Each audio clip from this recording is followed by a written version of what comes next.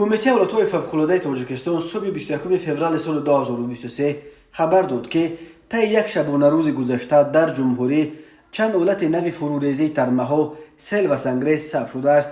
خوشبختانه بر اثر این آفت‌های طبیعی کسی آسیب ندیده است.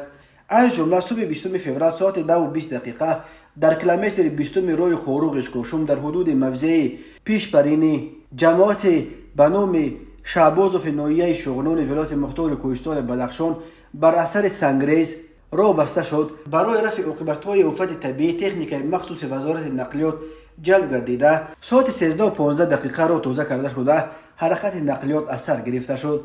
ساعت 15:40 در کیلومتر 549 راه دوشنبه روشن خوروغ در حدود دهه پاسکوف جماعت پاسکوف ناحیه روشن ترمه و فرو ریخته راه را بستند.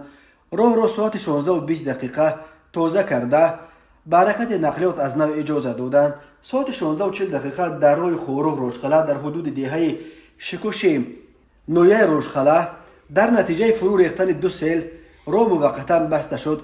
با کمک تکنیک مخصوص راه را تازه کردند و ساعت 19:45 به حرکت نقلیات اجازه داده شد. صبح 20 فوریه ساعت 9:50 در کیلومتر 67 راه دوشنبه خوجند در حدود ناحیه ورزوب ترمه فرآمده را بست. راه را با کمک تکنیک مخصوص شرکت آیرس ساعت 12:30 تازه کردند و حرکت نقلیات از سر گرفته شد. کمیته ولایت‌های فوق‌العاده گفت صبح 21 فوریه تمام راه‌های جمهوری طبق معمولی باز بودند بجز از راه روشن برتن که در آنجا برطرف‌سازی عاقبت‌های ترمه ادامه دارد. شرکت آیرس نیز صبح 21 فوریه خبر داد که پس از برطرف‌سازی پیامد ترمه حرکت نقلیات توسط راه دوشنبه خوجند اجازه داده شده است. این یگانه راه زمینی است که شمال تاجیکستان را با مرکزش می‌پیوندد.